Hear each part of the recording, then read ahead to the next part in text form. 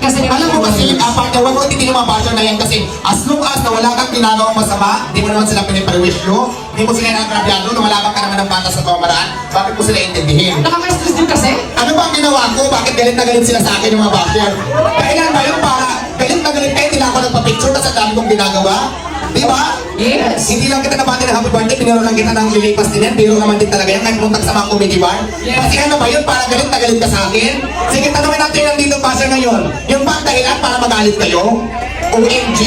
Alam mo yung iba dyan talaga, huwag ko na lang din patulan kasi alam mo na yung mga Gusto mo lang kasi din mag-content. oo, alam ko na, di ba? For the views, parang kumita. Alam mo naman kasi sa social media, pag wala kang views, wala kang earnings. Yes. Di ba?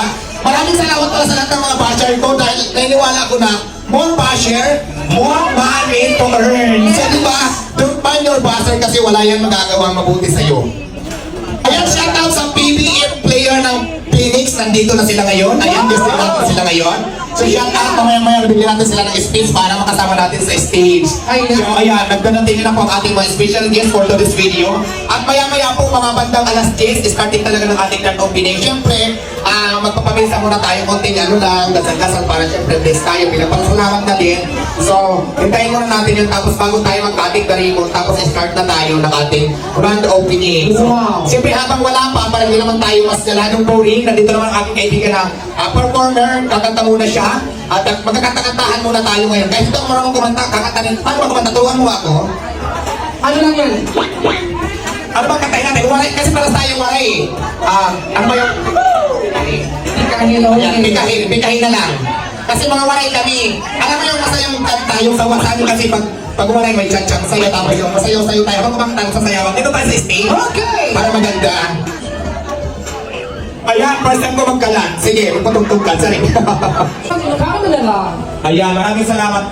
Gusto ko lang pasalamatan din yung mga tao nandito ngayon na pumunta. Napakaraming tao para makarating sa Diwata Paris over Ay, yung meron tayong mga kaibigan. grand opening sa Quezon City. Ay, may mga kaibigan tayong media personnel. Ayan, maraming salamat sa mga lahat nandito, mga media, mga vlogger. Maraming salamat. At partner, mayroon tayong inaapakan ngayon kasi mayroon tayong mga in-invite. So, balita ko darating ngayon ang ating mahal na Vice Mayor ng Quezon City, si Vice Mayor Diaz Soto. Maraming salamat at abangan natin yan. At syempre pa, may mga in-invite tayo, talagang mga kilalang personalidad. In-invite ko rin si Coco Martin, sabi na oo daw, pero hindi ko alam kung darating. Ano na? O masyado mag-expect.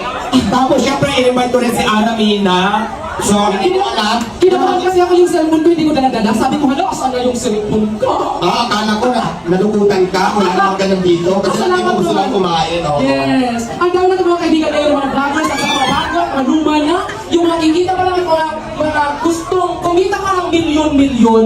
At syempre, pasalamatan muna natin habang hindi pa tayo nag-umpisa sa ICTPH sa talaga namang walang hawang sumusuporta. Ayan, sa mga ICTPH.